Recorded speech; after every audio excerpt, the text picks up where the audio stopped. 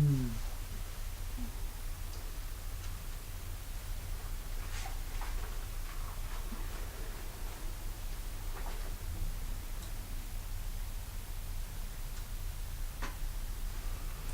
I'm feeling quite relaxed and feeling my sort of softening as I look at you.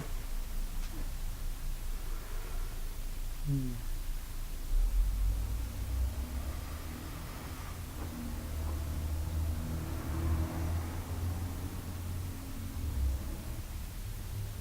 Noticing the colour of your eyes, like kind of hazel colour. Mm.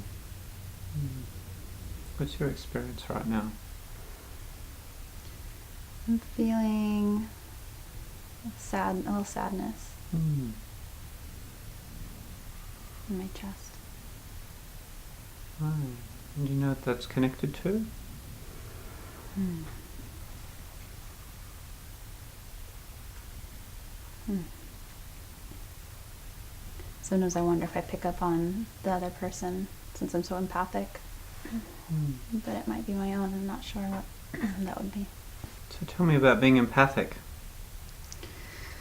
I'm asking you the question, and I think I'll say something about myself before I invite your answer, because although I'm good at practicing empathy, you could say, in a therapeutic setting and in being genuinely interested in people, I mean, as a person in my life and my relationships, I know that doesn't, I don't know how to describe it. It's not that it doesn't come naturally, in the sense that I do care a lot about the people around me, but in terms of a natural ability to just, really be with people without a kind of a conscious effort, I actually find that more difficult.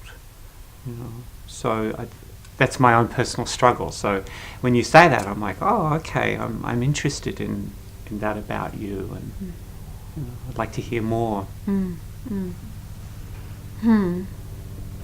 Well, I guess my experience with it has been just learning to sort of, feel into what's mine and what I'm picking up from other people, and then to, either, if it calls for it, maybe talk to them about it, since I'm a life coach and I kind of do that kind of, work, but also, letting it go if it doesn't belong to me. Otherwise, I become this sponge and carry around all this stuff. And I used to live in Manhattan, so I'd go on the subway and then, get home and feel a certain way. I'm like, why do I feel this way? And I didn't understand at that time, but I realized I pick up people's energy. Right. See, I don't have that problem. Which is, good and bad. Yeah. I mean, I have some sensitivity to other people, but I don't have that sponge experience you're describing. So how does that work for you in your personal life?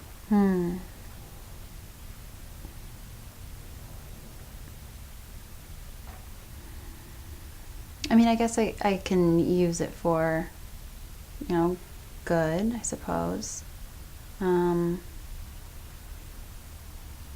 Yeah, I like it in when I use it when I'm being conscious of it, when I'm using it in a conscious way, to really be with the person and to understand their experience.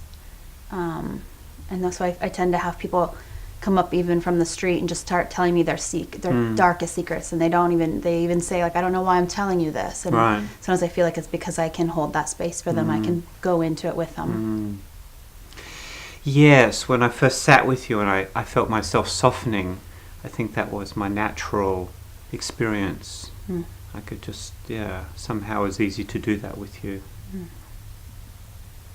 Yeah, and that brings me joy.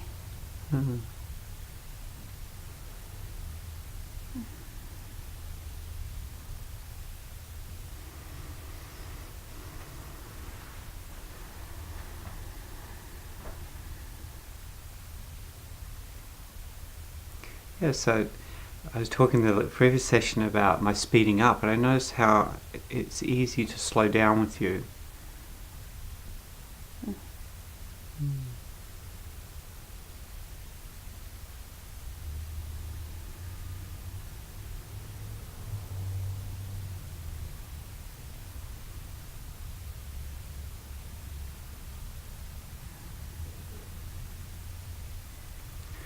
And I'm interested in hearing a little bit more, if you want to share, about how this does work in your personal relationship. So you kind of manage the interface in some ways, and it works well in a sense that people feel relaxed with you or they open up to you. Tell me about how else that is for you.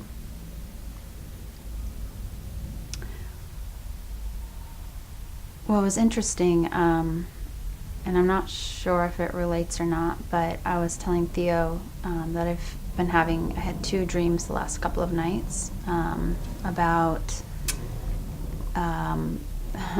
taking on my sister's problems. So it kind of came to mind just because I was thinking, well, since I take on energy, I was wondering if it might be correlated. So, I mean, I don't know if you want me to tell you about the dreams, but... Yeah, sure. So, 2 nights ago, I had a dream that I had to, or not I had to, but I took the burden off my sister and I wore these fake teeth. They became very uncomfortable and I couldn't speak. And at some point, I just got fed up with it because I couldn't do anything. So then I said, I'm sorry, Jamie, that's her name, I have to take these out. So I took them out and she was a little upset. And then she had to pay for them or something. And I was like, well, you're a big girl, you can pay for them yourself. And so that was that one dream. And then last night I dreamt that I was dealing with her ex-wife and her neediness and almost like taking the place of my sister. And I'm not sure why I was like taking her place yet again, 2 nights in a row. Almost felt like I was taking on her burdens.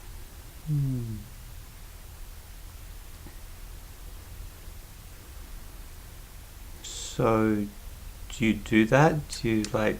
I guess so.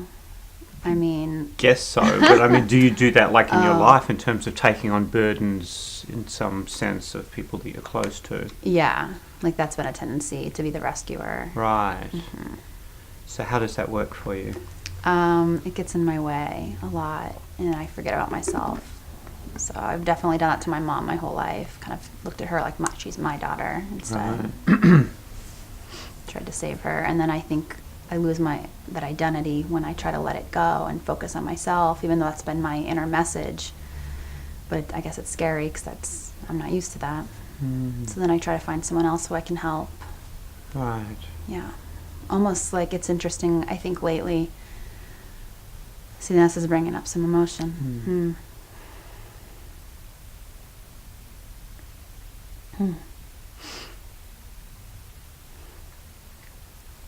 I can see where I keep trying to find someone who wants similar things that I do, and then I want to be their assistant and I want to help them have that, because it'd be like, I guess, me then living through them, because I don't feel like I can have it, or maybe not worthy or something. So what's the feelings that come up right now?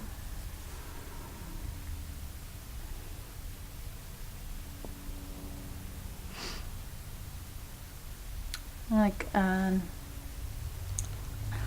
disappointment, maybe, or a frustration with myself.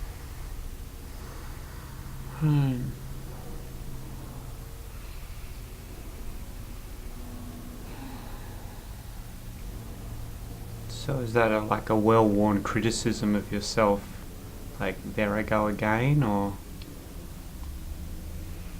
is it? Not so much. I think that I feel the patience inside of myself, like maybe that I feel both, like the patience, but then also the like, come on, get with it. Yeah. So I guess there is probably both. And when you say assistant, like, tell me a little bit more about that. Like, what exactly do you mean? I guess maybe that's more comfortable for me, but when I say assistant, the helper, the the one Right. who lifts the other person up. Right, okay. Mhm. Right. Like with your mother or something. Or Almost like Cinderella or something. Okay. Yeah. Oh. Right, it's a real serving role. Mm-hmm. Behind the scenes kind of thing. Mm-hmm. Okay, and the feelings come up, yeah. Mm-hmm.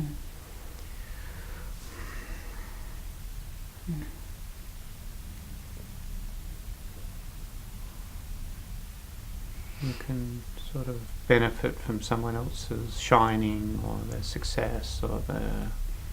Yeah, because like that may be the only way Right. I can experience it. Right. Mm. That's the Cinderella bit, yeah. Okay. Mm-hmm.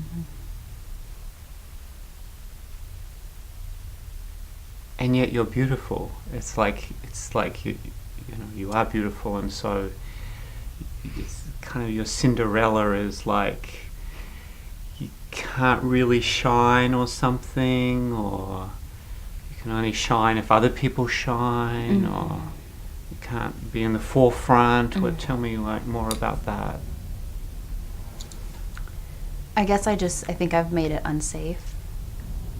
You know, every time I think about doing it, and I have everything I, need to step forward, the inner calling's there, everything. But if I do that, then I become unsafe, and Right. I'll be, put in a place where I can be judged or rejected or whatever. So the fear. Right. So the safety is in being the assistant. Right. One step behind someone, can support them to greatness, because I feel like I can be a part of the greatness and the part of the team, but not like the one to take the most limelight or whatever it is.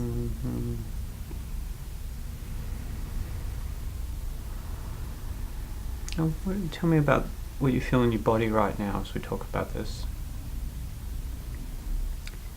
Constriction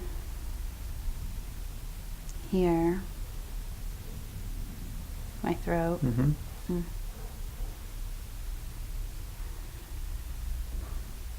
The rest of my body's vibrating. Vibrating? Tell me about the vibrating. Just with joy. Oh, okay. I think it's because the last exercise I got really present when Theo was going, so I can just feel my whole body. Oh. Vibrating with joy. Huh. That's part of, I guess, your beauty, as I experience it.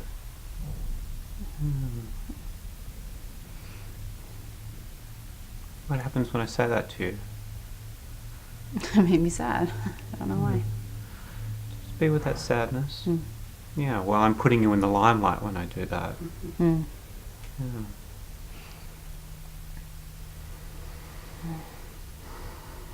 You can kind of be beautiful behind the scenes.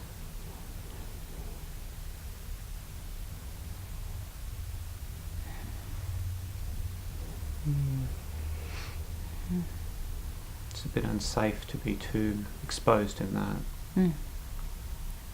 Because do you know like what that is, what will happen, or it's just the feeling of unsafety?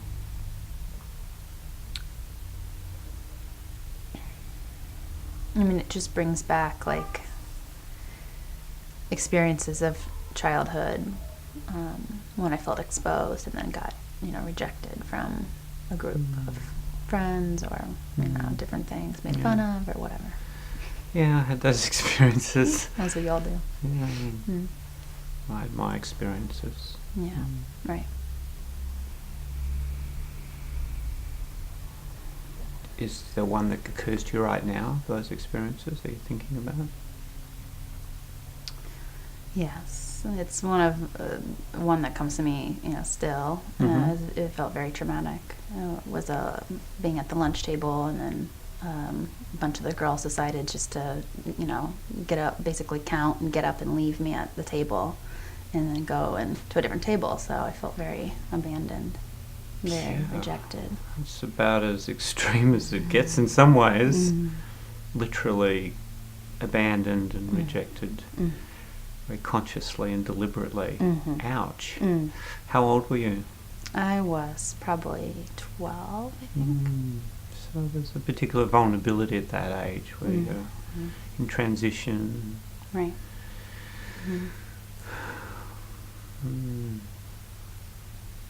Yeah. Yeah, so that stayed with you.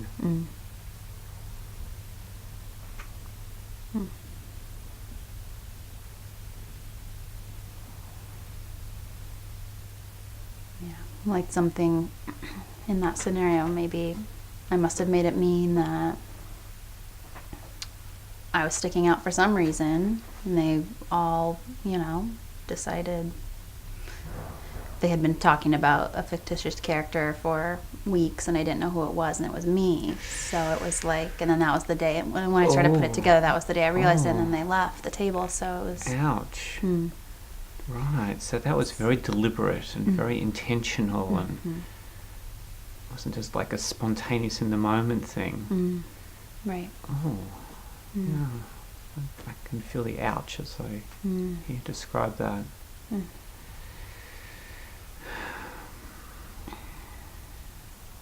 So yeah, whatever made me stand out, I think I decided to go ahead and suppress. Yeah.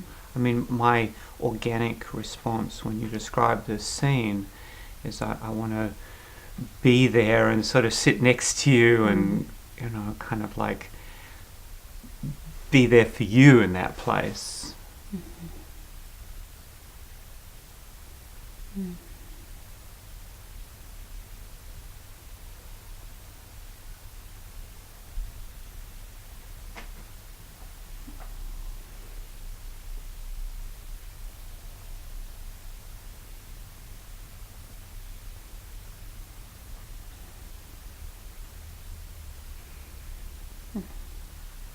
Because I know what it's like to be excluded.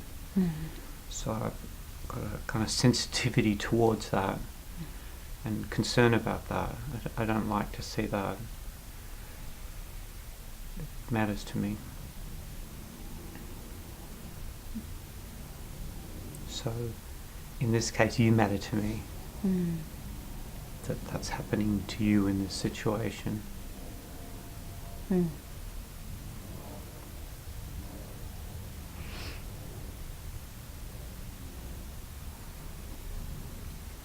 That strikes a chord.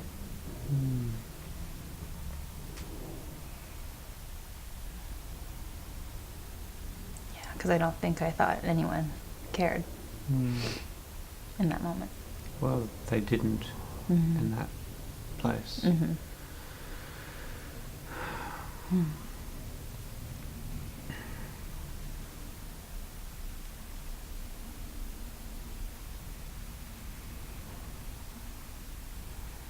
So here's a different scenario, because the tables are turned. Instead of you being there for someone else, someone, me, in this sense, is here for you in this place. I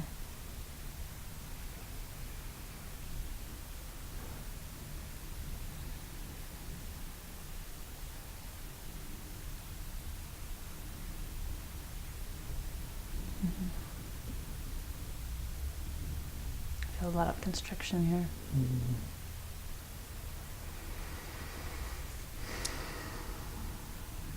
But I also feel held, like the fact that you're present. So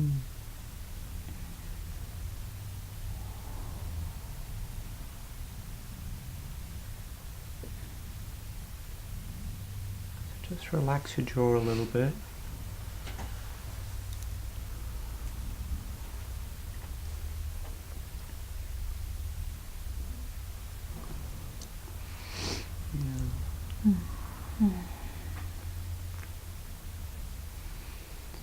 That's right. Yeah.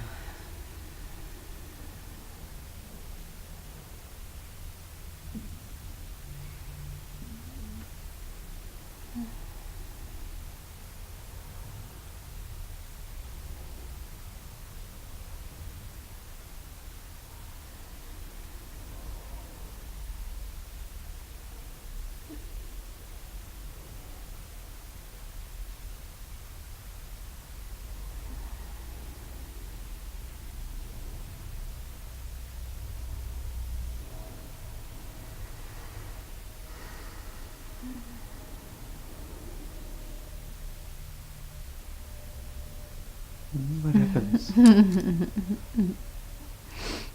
Joy, like happiness, like rising. Right.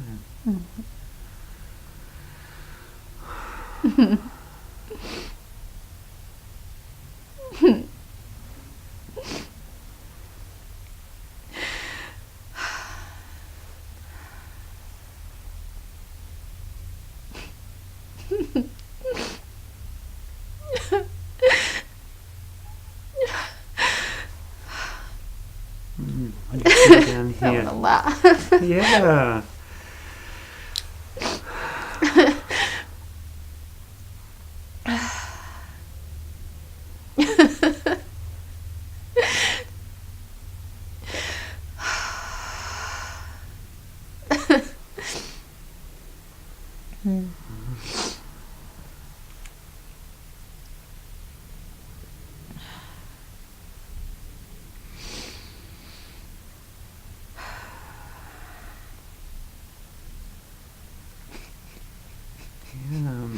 I got an image of a raft.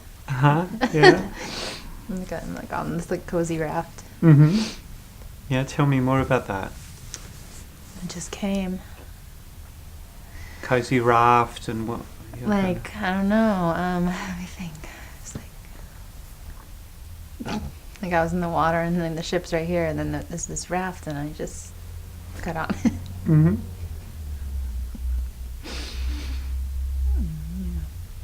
And also just feeling like it's okay, you know, like very mothering.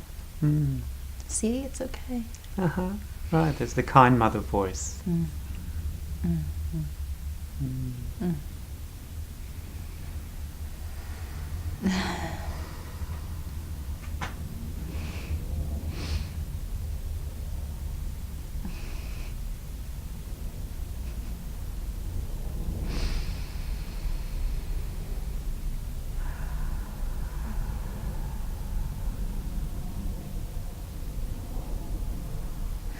Like it's safe to let that go. That being, I guess the memory. right, okay. Yeah, and you seem to have quite a capacity to feel joy, and Yeah. just touched and delighted by that. Yeah. I feel like when I just kind of get out of the way, it's just there. Just like let it. And I noticed that I definitely kind of stifle it, because people, sometimes I feel like they don't, what's the word? Like, they don't know how to react to my joy, and sometimes they get weirded out, or they're not really, I don't know if it's weird, I'm not really sure. But maybe I feel bad feeling happy, right? And then they, I don't know. And then I like just kind of stuff it down a little bit, like give it, yeah. I'm delighted and just warmed.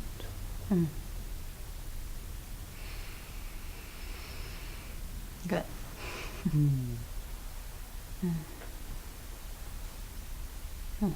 Yeah, and you shine in a particular way when you're joyful, and I appreciate that I feel warmed and touched by.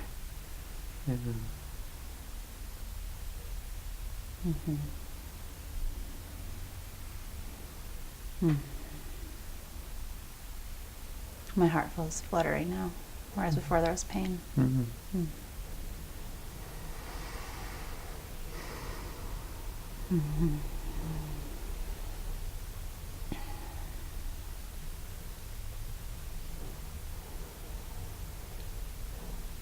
Yeah, I think I'm a little afraid of my joy.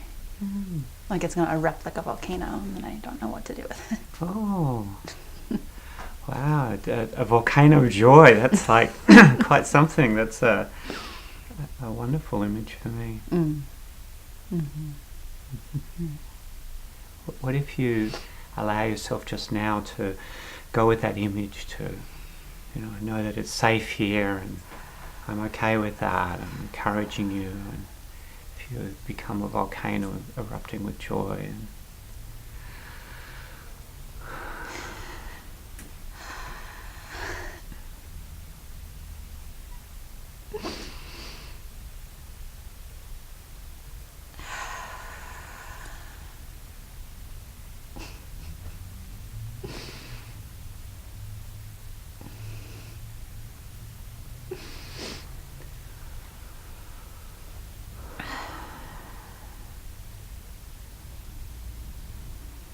Tell me about what you're seeing or what you're feeling.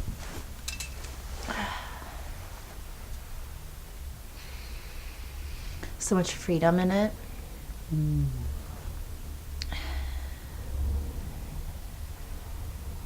And it goes like this.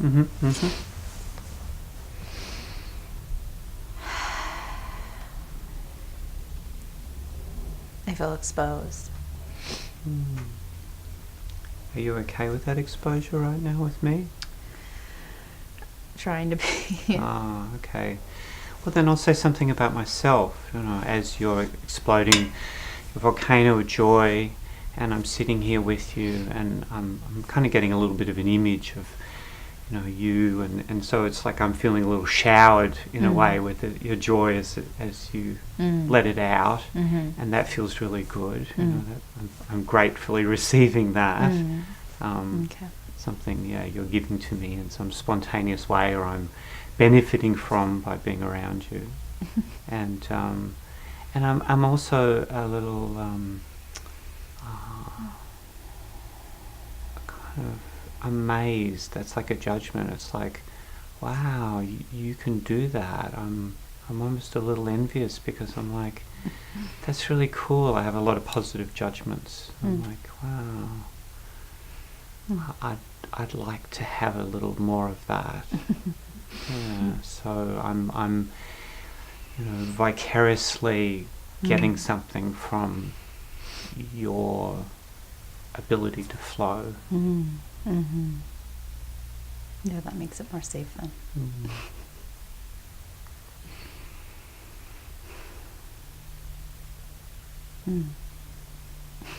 I see pieces of like gold flecking out.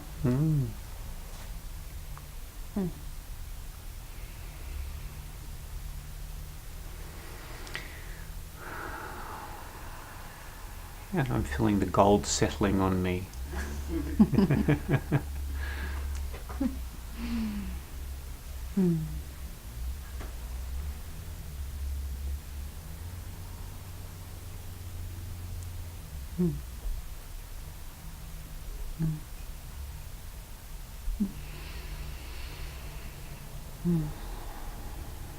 My heart feels very expansive now. And if I was to make a comparison, I would say I prefer this experience with you rather than you being empathic with my sadness. Because in that case, you're sort of tuning into me, and I appreciate that. But this is more like you're kind of spontaneously overflowing with who you are, and I benefit in a different way. Right.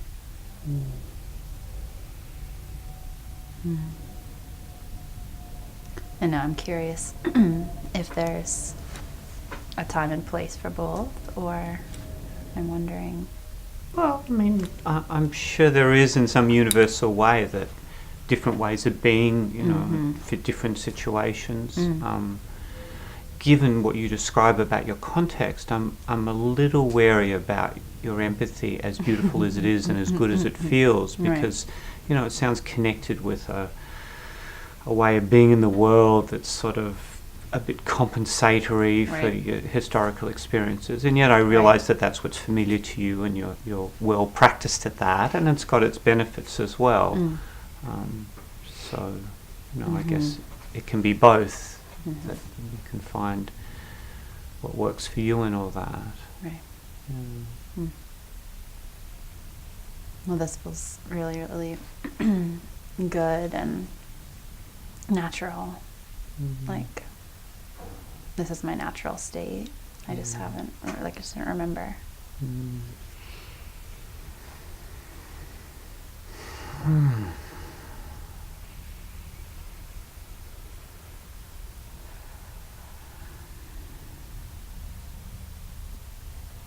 Wow, I like your natural state.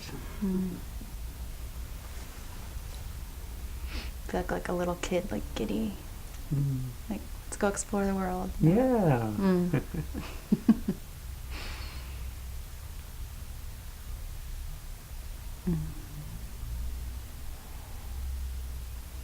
Yeah, and I want to follow your leadership.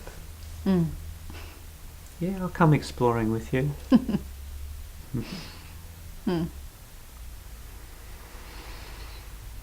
What do you feel when I say that?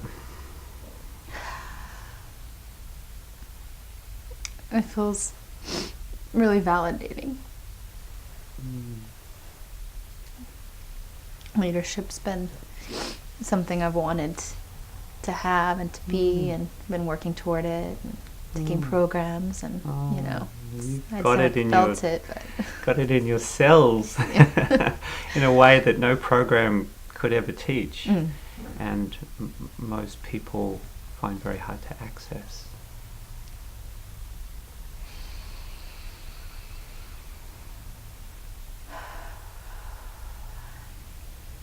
And I have no doubt that if you just be yourself in this way, that people will follow, because that's very attractive.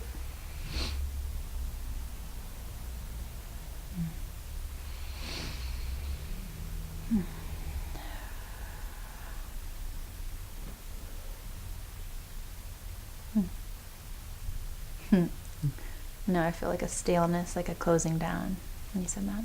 Yeah, tell me about that. I think it's that part of me that's like, like, we're not doing this all the time. This is way too exposing. Oh, yeah. Fair enough. Okay. It's interesting. Yeah. Yeah, the empathy is less exposing, although you do the sponge thing, but that's more, it's a safer position. Yeah. And I appreciate that safety is important in all this too. You've got to find the right ground for you, and yet it's safe here, or it's been relatively safe. But if you end up too exposed, or you move too fast with that, right, everyone might leave the room. That would be not okay.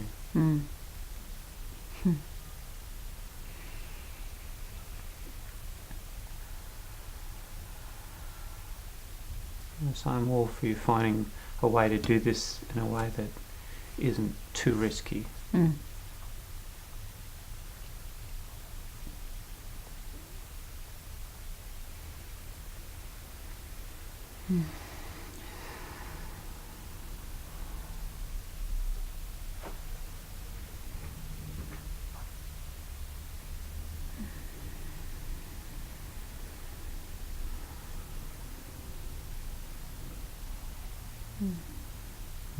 I really feel your support. Good.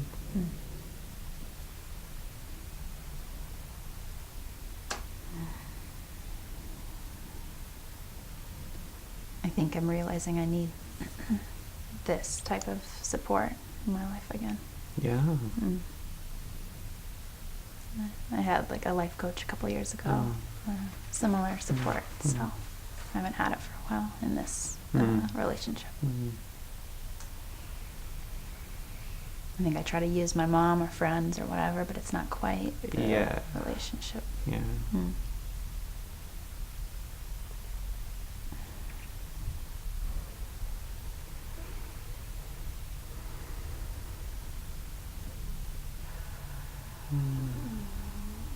Well, I've really appreciated your sharing yourself with me, and your joy, and your who you are. I've really, it's been a great experience for me. So I want to say thank you. Thank you so much.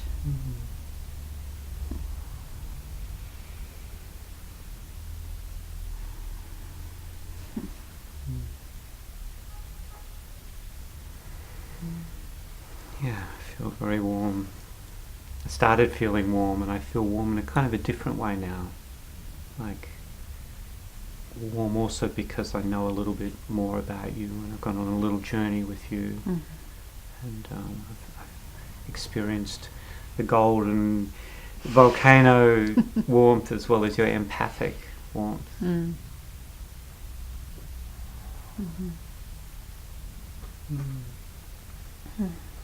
What do you feel right now?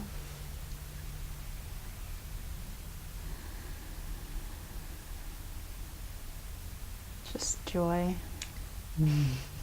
Cool. It's my judgment, positive judgment. Cool. Yeah.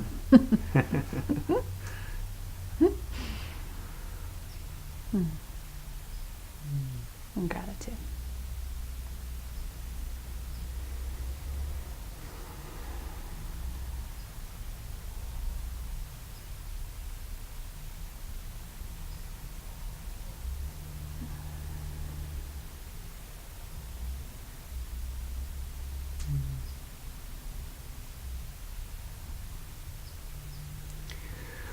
Okay, so I'll close the session off now. Cool. Yeah, thank you. Yes, thank you.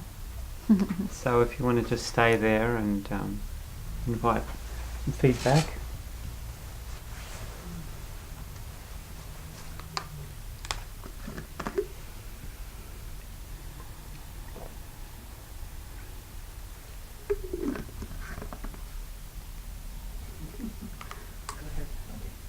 So, well, I had one prevailing image most of the session, and that was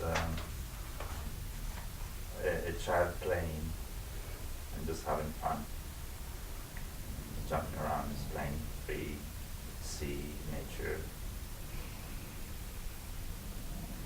And say something about the emotional impact on you. Joy, joyful play, and freedom of movement and. So you felt your freedom of movement. Yeah.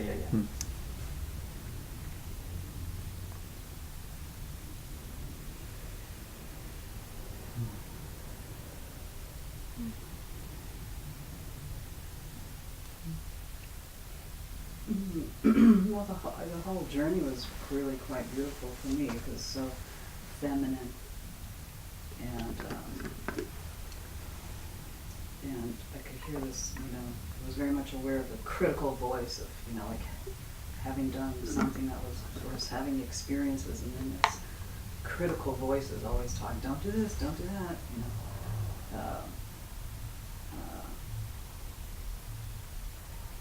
And definitely understood the safety part of it being, like, that could be a female journey also. Part of the female journey is feeling safe in someone else being great.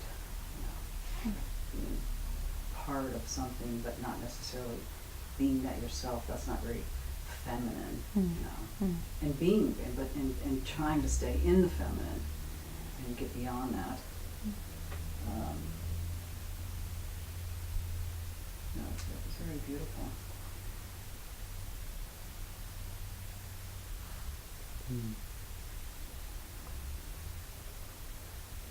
And feeling support, how important it is to feel the support. It's almost like you don't need very much of it, but just to be able to feel some support from somewhere. Right.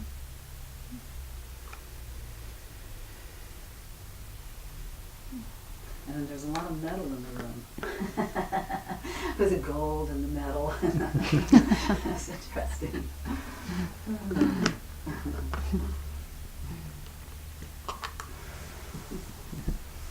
Okay. Okay, thank you.